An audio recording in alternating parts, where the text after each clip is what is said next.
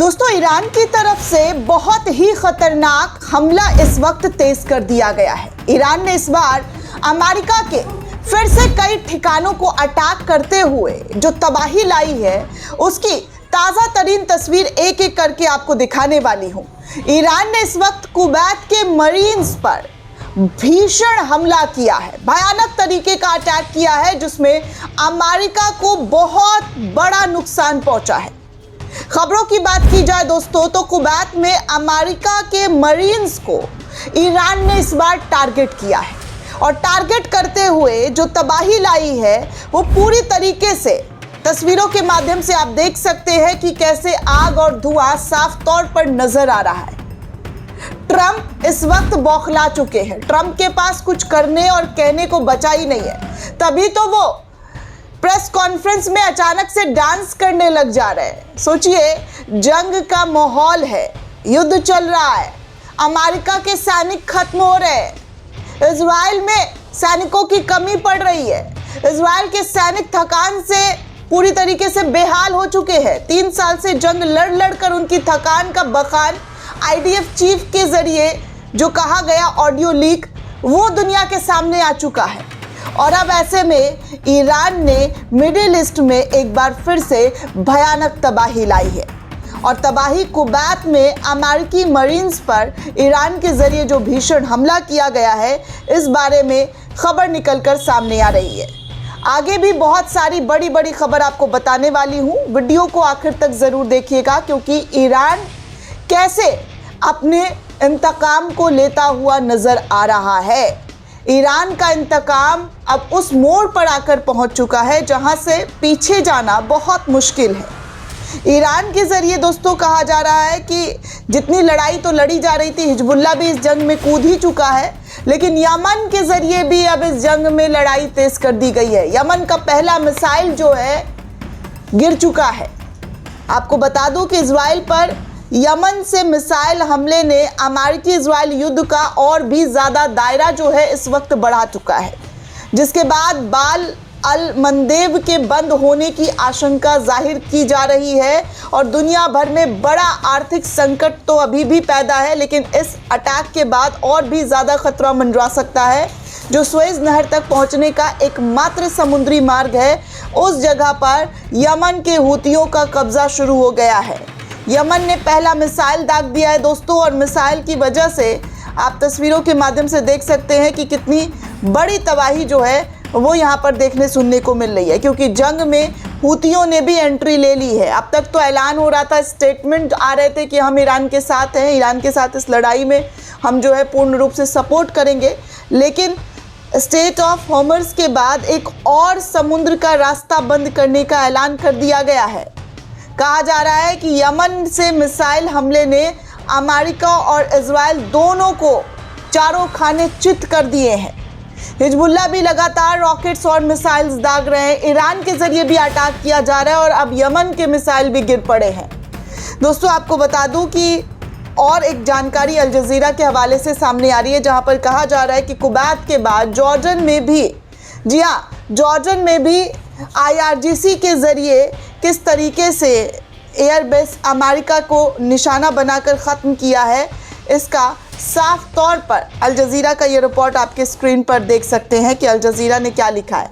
Al Jazeera ने लिखा है कि इराक में इस्लामी प्रतिरोध ने जॉर्डन के कई हवाई ठिकानों को निशाना बनाया है, ईरान का समर्थन देते हुए, ईरान का सपोर्ट करते हुए।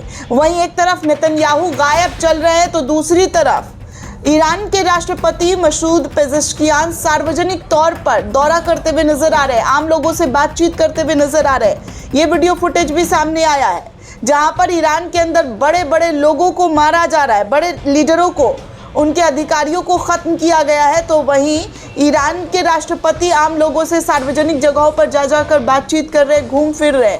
ये इस वक्त ईरान की स्ट्रैटेजी है दोस्तों कि किसी भी कीमत पर वो अपने दुश्मनों से डर कर भाग नहीं रहे, छुप भी नहीं रहे, बंकरों का भी इस्तेमाल नहीं कर रहे, वो आम लोगों के साथ मिलजुल रहे हैं और इस जंग में पूरी मुस्तैदी के साथ अपना 100% देते हुए नजर आ रहे हैं। वहीं दोस्तों, आपको आगे एक और जानकारी दे दूं तो खबर ये आ रही है यमन के ज़रिए कि यमन के एक बैलिस्टिक मिसाइल के साथ जी हाँ, यमन ने अपना बैलिस्टिक मिसाइल जो है वो दाग दिया है और ऐलान कर दिया है कि वो अब ईरान के साथ इस जंग में लड़ाई लड़ेगा। आप एक देख सकते हैं, एक और यूज़र है तारिक करके, उन्होंने खबर शेयर की है और लिखा है कि यमन में हुतियों ने अमेरिका और इजराइल द्वारा ईरान के खिलाफ युद्ध छेड़े जाने के बाद पहली बार दक्षिणी इजराइल पर एक मिसाइल दागी है, जिसकी तस्वीर आप स्क्रीन पर देख सकते हैं कि किस तरीके का यमन का जो ये मिसाइल है वो दागा गया है। वहीं दोस्तों आपको बता दूं कि आज सुबह भी, जी हाँ, आज सुबह से ही मिडिल ईस्ट में अमेरिका के कई सैनिकों को निशाना बनाया गया है, उनके कई ठिकानों को ख़त्म किया गया है।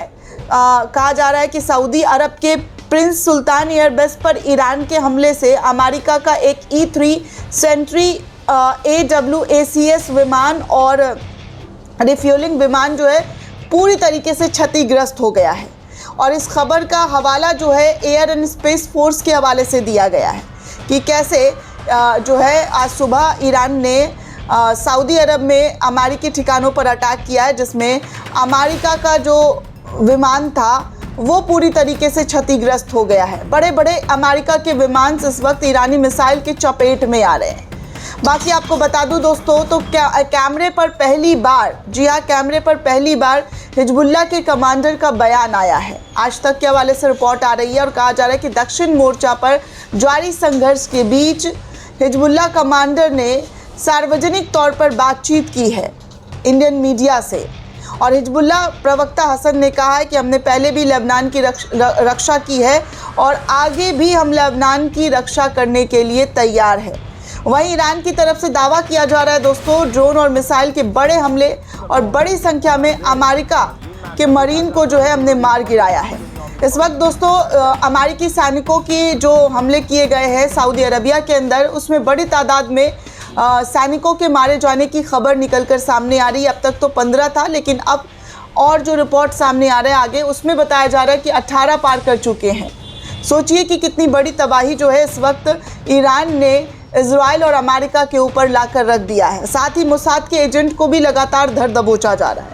कहा जा रहा है कि ईरान के अंदर जो मोसाद के एजेंट्स थे उनको ईरान ने फिर से कैप्चर किया है और अरेस्ट करके सारी जानकारी जो है वो सामने निकाली है कि कैसे अंदर की खबरें बाहर करने की जो कोशिश मोसाद एजेंट्स के ज़रिए की जा रही थी, उनको ईरान ने धर दबोचा है। स्क्रीन पर आप देख सकते हैं कि क्या और किस तरीके की कार्रवाई ईरान के ज़रिए लगातार की जा रही है। कहा जा रहा है कि ईरान में एक और मोसाद एजेंट को पकड़ा गया है। इससे पहले 100 एजेंट्स को पकड़ा गया था दोस्तों, और अब एक और एजेंट के पकड़े जाने की खबर आ रही है, जहां पर ईरान के अंदर गृह युद्ध जैसे हालात पैदा करने की कोशिश की जा रही थी इन एजेंट्स की वजह से, जिसको ईरान ने समय रहते हुए धर दबोचा है। दोस्तों ये पूरी रिपोर्ट आपको कैसी लगी हमें कमेंट करके ज़रूर बताइएगा। साथ ही साथ चैनल को ज़्यादा से ज़्यादा लाइक, शेयर और सब्सक्राइब करना बिल्कुल भी ना भूलें। शुक्रिया दोस्तों।